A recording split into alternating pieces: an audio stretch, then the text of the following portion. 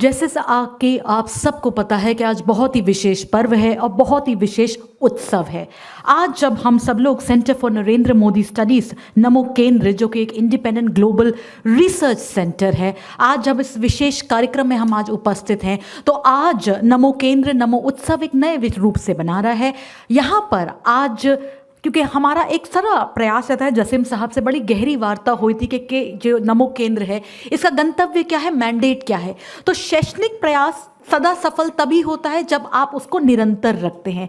Centre for Narendra Modi studies नमो केंद्र प्रयास रखता है निरंतर रूप से एक डायलॉग, एक संवाद समाज में सदा रखे। ये किस प्रकार से लोकतंत्र की जो सच्ची नींव होती है, वो सभी जब जागरूक समाज के सदस्य साथ आते हैं, वो जो विचार विमर्श है, वो जो मंथन है, वो एक सुशासन की नींव रखता है। That how thinking on public policy, on institution, it's not only essential for the functioning of democracy, but that it is also a hallmark, a benchmark for good governance. Good governance की एक सबसे महत्वपूर्ण नींव होती है ज्ञान, और ज्ञान जो होता है वो समय के साथ सदा परिवर्तित होता है। और ये जो ज्ञान है इसको कहीं ना कहीं हमें अपने साथ संजोना भी पड़ता है। We need to have a right approach with respect to balancing the past, the present, the future with respect to knowledge. जब जसीम साहब ने हमसे कहा कि आप इस किताब की रूपरेखा के बारे में ज़रूर कुछ बताइएगा, एक शोधकर्ता के रूप में, एक शिक्षक के रूप में, as a teacher, as a student of democratic education, मैं ये बिल्कुल पूरी ईमानदारी से बात रखती हूँ कि हमें अपने सार्वजनिक क्षेत्र से, सार्वजनिक जीवन से हमें सदा सीखना है।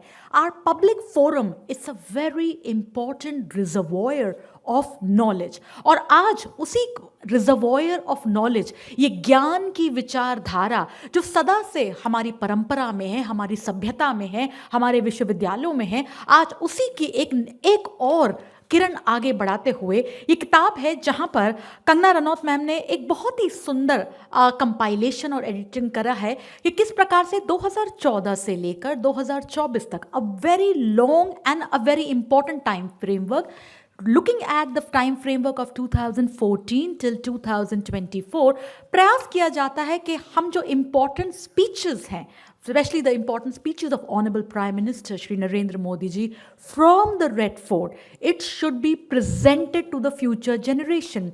It should be saved for further reflections and actions together for everyone present here. ये किताब महत्वपूर्ण इसलिए है, ना कि केवल ये यूनिवर्सिटीज़ में शोध को आगे बढ़ाए, ये रिसर्च को आगे बढ़ाए, बल्कि गुड गवर्नेंस प्लैंक में आम जन तक अपना यह विचार रखे कि किस प्रकार से हमें उन स्पीचेस से समझना है। जैसे जब हम देखते हैं कि किस प्रकार से how the very important clarion call was given, that is the idea of India as a developed nation by 2047, उस विचार को गहराई में जाने के लिए हमें उस पूरे संवाद को, उस पूरे संबोधन को गहराई से समझना होगा। We have to look at the idea at the big picture. यह किताब उस वाले बिग पिक्चर को एक पूरा बिग फ्रेमवर्क प्रेजेंट करने में बहुत ही उपयोगी और लाभदायक है। जब हम बात करते हैं रिफॉर्म, परफॉर्म एंड ट्रांसफॉर्म, सुधार, प्रदर्शन और परिवर्तन, ये क्यों अनिवार्य है? आज आम जन क्यों चाहता है कि सरकार एक मिनिमल साइज की हो? आज आम जन क्यों चाहता है कि सरकार जो है वो सदा समन्वय बनाए समाज के साथ और हमेशा अपनी बात सुने?